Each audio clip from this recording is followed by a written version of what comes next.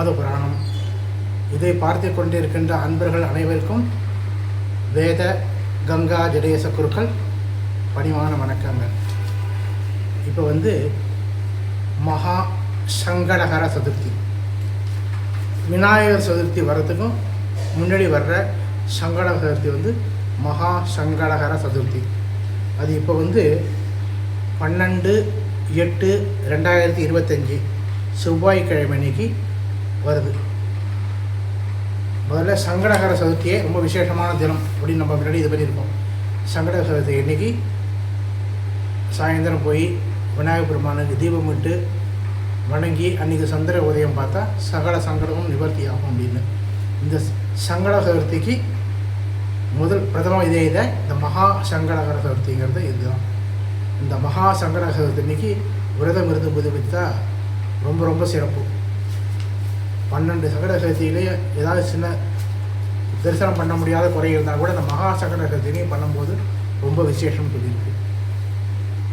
அதுவும் இந்த மகா சங்கட சதுர்த்தி செவ்வாய்க்கிழமையில் விநாயகருக்கு உகந்த நல்ல நாளில் வருது. அன்னைக்கு காலையில் ஒரு 10:34 சதுர்த்தி வந்துடுது. இந்த சங்கடகர சதுர்த்திங்கிறது சந்திர உதயமாகும்போது ராத்திரி சதுர்த்தி இருக்கணும், அன்றைக்கி தான் சங்கடகர சதுர்த்தி. இந்த சுக்லபட்ச சதுர்த்தி, அமாவாசைக்கு அப்புறம் சதுர்த்தி மத்தியான சதுர்த்தி இருக்கணும், அதுதான் சுக்லபட்ச சதுர்த்தி. அதேமாதிரி இந்த சங்கடகர சதுர்த்தி அன்றைக்கி 12/8/2025 செவ்வாய்க்கிழமை அன்றைக்கி வருது. அன்றைக்கி காலையில் பூஜை பண்ணுறான். அன்றைக்கி சாயந்தரம் பண்ணுறது ரொம்ப விசேஷமானது. அன்றைக்கி சாயந்தரம் பிள்ளையாரெல்லாம் இது அலங்காரம்லாம் பண்ணி வச்சுட்டு கோயிலில் போய் சாமி தரிசனம் பண்ணிட்டு தீபம் ஏற்றிட்டு பிள்ளையாருக்கு பூஜை பண்ணி சந்திர தரிசனம் பார்த்தா ரொம்ப ரொம்ப விசேஷமானது. இந்த சங்கட சதுர்த்தி அன்னைக்கு பிள்ளையாரை வச்சு பூஜை பண்ணுவோம். இந்த விநாயகர் சதுர்த்தி பூஜை பதிவு பண்ண போகிற அந்த விநாயகர் சதுர்த்தி பூஜையில் இருக்கிறதா அப்படியே எடுத்துட்டு இதுக்கும் பண்ணிக்கலாம். சங்கட சதுர்த்தி அன்னைக்கு சங்கல்பம்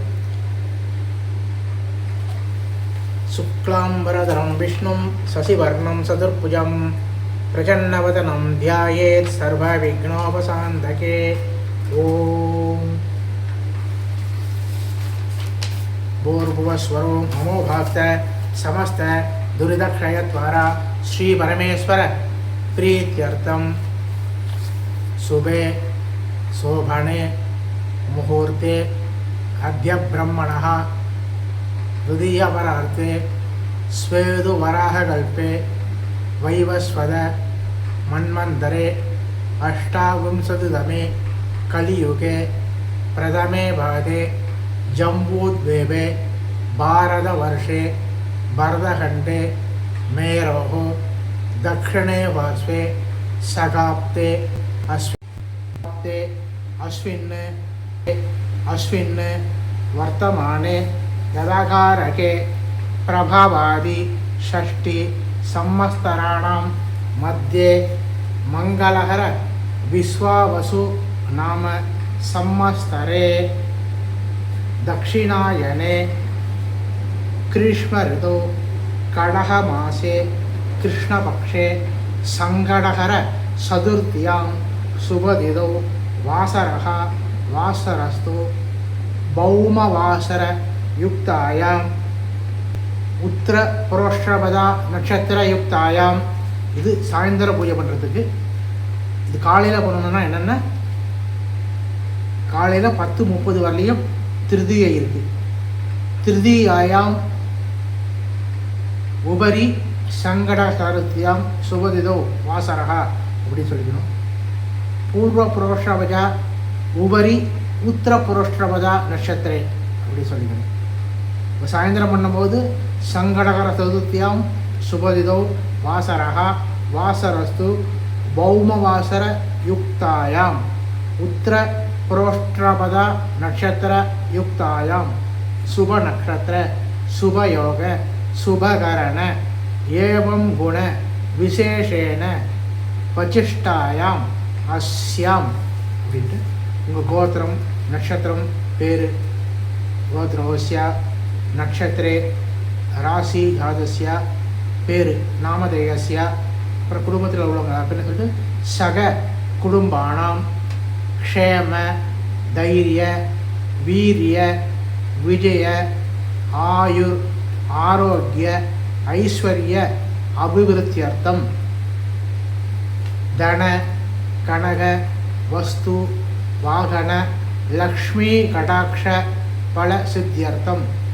ஆரோக திடகாத்திர சித்தியர்த்தம் அப்தபூர்த்தி சதாபிஷேக பூர்ணாபிஷேக பிராப்தித்வாரா ஸ்ரீ மகாகணபதி பரிபூர்ண அனுகிரகார்த்தம் இஷ்டதேவதா குலதேவதா பரிபூர்ண அனுகிரகார்த்தம் சகல சங்கட நிவாரணார்த்தம் சகல காரிய அனுகூல சித்தியர்த்தம்.